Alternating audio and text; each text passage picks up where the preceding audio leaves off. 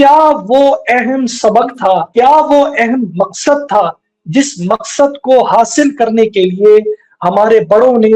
اس ملک کو حاصل کرنے کے لیے قربانیاں دی، اور 10 لاکھ سے زیادہ قربانیاں، یہ ایک بہت بڑی تعداد تھی۔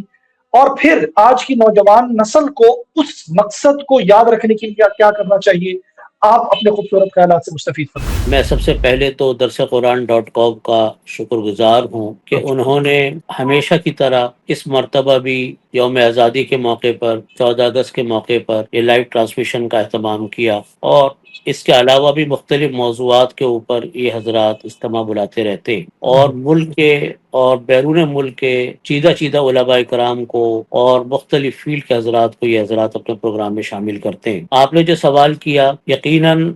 آزادی، پاکستان، یہ دونوں چیزیں ہم سب کے لیے ایک بہت عظیم الشان اللہ کی نعمت ہے۔ بے شک، پاکستان خود ایک بہت عظیم الشان اللہ کی نعمت ہے جو اللہ تعالیٰ نے ہمیں عطا فرمائی۔ بے شک، ہمارے بزرگوں نے، اکابرین نے پاکستان حاصل کرنے کے لیے جد و جہد کی۔ ہمارے علماء کرام کا علامہ شبیر احمد صاحب عثمانی رحمۃ اللہ علیہ، حضرت مفتی محمد شفیع صاحب رحمۃ اللہ علیہ، حضرت مولانا ظفر احمد صاحب عثمانی رحمۃ اللہ علیہ، اور ان کے ساتھ جو حضرات قائد اعظم مرحوم، اور اس کے علاوہ بہت سارے تحریک پاکستان کے حضرات نے جو قربانیاں دیں، ان کا مقصد یہ تھا کہ مسلمانوں کو ایک ایسا خطہ زمین میسر آ سکے جس خطہ زمین میں جا کر ہم اللہ کا نظام نافذ کر سکیں، اور مسلمان اس کے اندر آزادی کے ساتھ اپنے دین کے اوپر، اپنی شریعت کے اوپر عمل پیرا ہو سکے، قوانین ہمارے اسلامی ہوں، ماحول ہمارا اسلامی ہو، طرز حکومت ہمارا اسلامی ہو، عدالت اور بازار ہمارے اسلامی ہوں۔ اس مقصد کو لے کر پاکستان بنانے کی جد و جہد ان حضرات نے کی۔ یہ بے شک، حضرات اپنے مشن میں کامیاب رہے، اللہ تعالیٰ نے پاکستان کی شکل میں ہمیں پاکستان عطا کیا۔ یقیناً پاکستان ایک عظیم الشان نعمت ہے، اللہ تعالیٰ ہمیں آزادی کی قدر کی توفیق بھی عطا فرمائے، اور اللہ آمین، تعالیٰ ہمیں پاکستان کو بھی ہم کی بھی قدر کرنے کی توفیق عطا فرمائے۔ میرے آمین، والد والد حضرت مفتی رفیع عثمانی صاحب رحمۃ اللہ علیہ یہ کہا کرتے تھے کہ جو پاکستان کا جھنڈا ہے یہ اسلام کا جھنڈا ہے، یہ کسی تنظیم کا جھنڈا نہیں ہے، یہ پاکستان کا جھنڈا ہے، یہ اسلام کا جھنڈا ہے۔ اور فرماتے تھے کہ دیکھو اس کا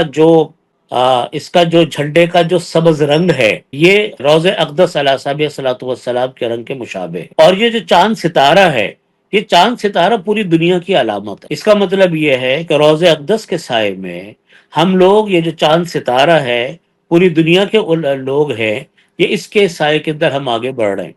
اس لیے فرماتے تھے اسلام کا جھنڈا۔ ضرورت اس بات کی ہے کہ ہمارے دلوں میں پاکستان کی قدر پیدا ہو، ہمارے دلوں میں آزادی کی قدر پیدا ہو،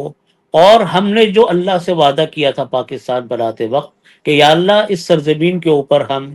آپ کا نظام نافذ کریں گے، اس بات کی اللہ تعالیٰ ہمیں لاج رکھنے کی توفیق عطا فرمائے۔ اب ہم آمین، 14 اگست کے موقع پر یوم آزادی تو منا رہے ہیں، لیکن ہمارے ہاں کے نوجوانوں کو اس اہم موقع پر بہت شاذ و نادر لوگوں کو رجوع اللہ کی توفیق ہوتی ہے کہ اللہ تعالیٰ کا شکرانے کے نفل پڑھے، اللہ سے پاکستان کی ترقی کی ہم دعائیں مانگے۔ بہت کم لوگوں کو اس کی توفیق ہوتی ہے۔ ہمارے ہاں مدارس میں یہ نظام ہے، دارالعلوم میں بھی نظام ہے کہ جس 14 اگست کی صبح کو ہمارے ہاں قرآن خوانی، تلاوت کلام پاک، ذکر کا اہتمام، پھر اجتماعی دعا ہوتی ہے، پاکستان کی ترقی کے لیے دعائیں مانگی جاتی ہیں، اور اجتماع ہوتا ہے، اور اس میں پاکستان کے علماء کی اور پاکستان کے کارنامے کے حوالے سے مضامین پڑھے جاتے ہیں۔ لیکن ہمارے یہاں نوجوان کیا کر رہے ہیں؟ شام سے باجے لے کر گانے، باجے، ڈانس،